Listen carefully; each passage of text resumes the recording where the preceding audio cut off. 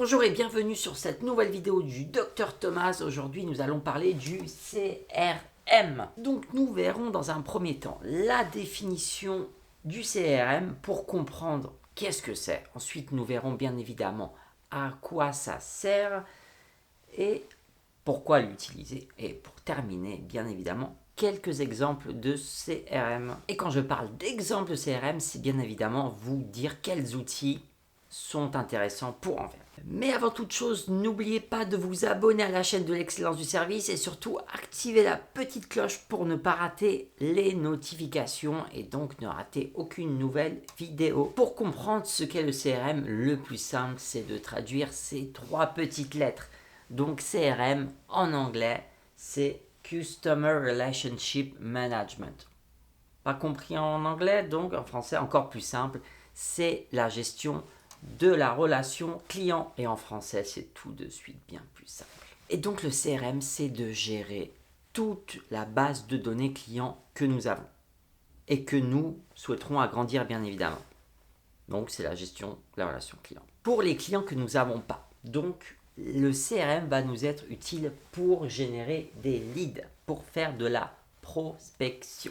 Il nous servira par exemple à créer des mails, à générer, envoyer, analyser les retours, le taux de clic, etc.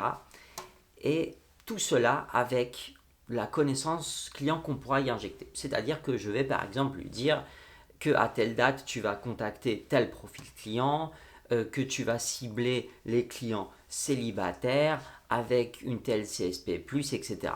Donc le CRM va nous permettre de cibler des leads qui correspondent le plus aux clients que nous avons actuellement. Voilà, pour optimiser le taux de retour. Ce qui est également très puissant avec les CRM, c'est toute la gestion des clients actuels. C'est-à-dire qu'un bon CRM va pouvoir regrouper plein de choses au même endroit. Par exemple, les échanges que nous avons eus avec le client,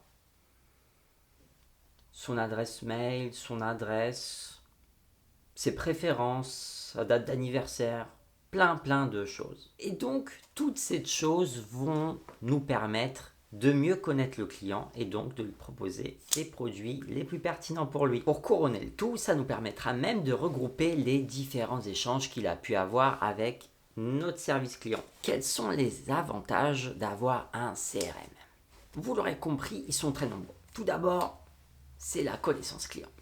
On le connaîtra bien plus davantage en ayant toutes ces informations au même endroit. Et surtout, si tu es commerçant, n'oublie pas de jeter un œil sur le tout nouveau quiz que j'ai réalisé. C'est 100 questions, 100 conseils, 4 heures de vidéo, un plan d'action sur mesure pour t'aider à booster ton commerce. Et le lien est juste dans la description bien évidemment, donc n'hésite pas, il y a une offre promotionnelle en cours, ça serait dommage de la rater. Et en plus, comme toutes ces informations sont centralisées, on va pouvoir faire du reporting facilement et donc avoir de la data pour s'améliorer continuellement. Et une petite phrase que j'aime bien, c'est d'avoir une vue à 360 degrés, c'est-à-dire avoir la connaissance globale, les échanges de A à Z, de la prospection jusqu'au service après-vente. Et ça, c'est top. Et donc, le CRM, bien évidemment, aura pour objectif final d'améliorer la satisfaction de nos clients, de les fidéliser, également d'améliorer notre chiffre d'affaires en fidélisant, donc en les gardant chez nous, et aussi en attirant de nouveaux clients grâce à la prospection. Alors pour qui c'est utile? Est-ce que c'est utile pour un commerçant du coin? Est-ce que c'est utile pour les grands groupes? Je pense que la question est vite répondue. Si je me permets de citer quelqu'un, un grand savant, un grand connaisseur marketing. Alors bien évidemment, pour les commerçants, peut-être pas, parce que là on a besoin de data, on a besoin de digital. Donc ça peut être très utile pour les commerces en ligne, on peut avoir ces données facilement et justement à chaque achat vous regroupez les différentes informations. Là ça peut être intéressant pour le peu que vous ayez déjà un certain nombre de clients parce que comme toujours c'est un investissement.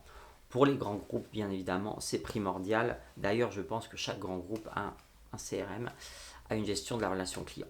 Donc en résumé, pour moi le CRM est vraiment pertinent pour les grands groupes et aussi pour les e-shops où vous pouvez récolter cette data facilement parce que c'est le nombre de data que vous possédez qui va déterminer la pertinence de votre CRM pour mieux connaître vos clients, vous avez forcément besoin de données. Et dernier point, quelques exemples de CRM. Alors là, vous allez me dire, ouais Thomas, qu'est-ce que tu me recommandes comme CRM et tout?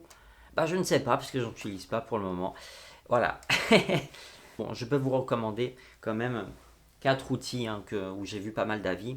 Mais comme toujours, je vous invite à essayer. Les outils, vraiment, pour plein de choses, il y en a énormément. Et le mieux, comme toujours, c'est de les essayer parce qu'on n'a pas tous les mêmes usages.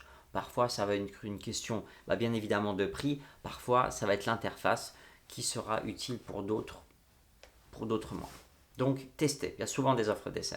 Le plus connu, c'est Salesforce. Ensuite, on a HubSpot CRM que vous pouvez tester. Et j'ai aussi vu 2 intéressants, c'est Zoho et Insightly. Donc, peut-être si tu en connais mieux, davantage que moi, n'hésite pas à réagir en commentaire. Ça sera toujours intéressant de donner ton avis là-dessus. J'espère que cette vidéo t'a aidé à comprendre ce qu'est un CRM et que ça t'incitera peut-être à essayer quelques outils. Surtout, n'hésite pas à réagir en commentaire si tu connais un de ces 4 outils ou peut-être d'autres. Et surtout à t'abonner, ça fait toujours plaisir. Merci beaucoup et à très vite.